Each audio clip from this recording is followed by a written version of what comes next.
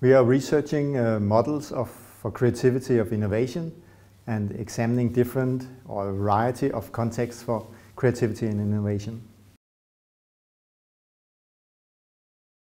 It is important because after the agrarian society, the industrial society, the service and information society, we are gradually facing the sort of cultural creative or the experience economy or the new economy. And it's important to understand the mechanisms and the processes of how the cultural creative industries operate and work. We have researched 4 different contexts. We have looked at the theater, tourism, film and gastronomy.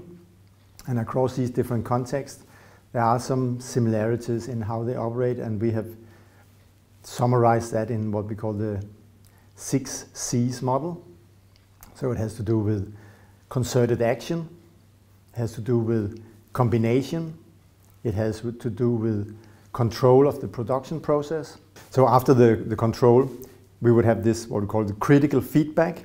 We have the concept and the category creation, creating new markets. And we have the circulation and soft regulation of the different products and services.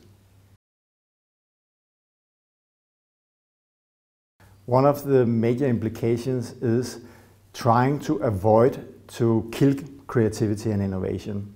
What we see very often with the new trends is to have these types of organizations and productions become more market-oriented in different ways, either by that they should get investors, think more in terms of business models and involve users. They are sort of some of the buzzwords these days.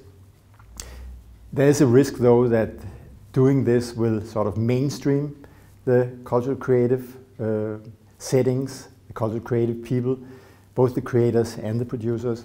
To avoid these type of creativity killers, I find is very important.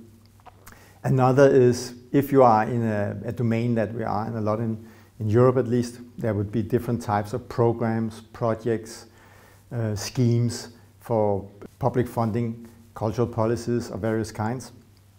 And it's very important that these bureaucracies, of course, they should know how the taxpayers' monies are spent, but they should take care not to apply the inclination of the standard operating bureaucratic principles to the cultural creative domains.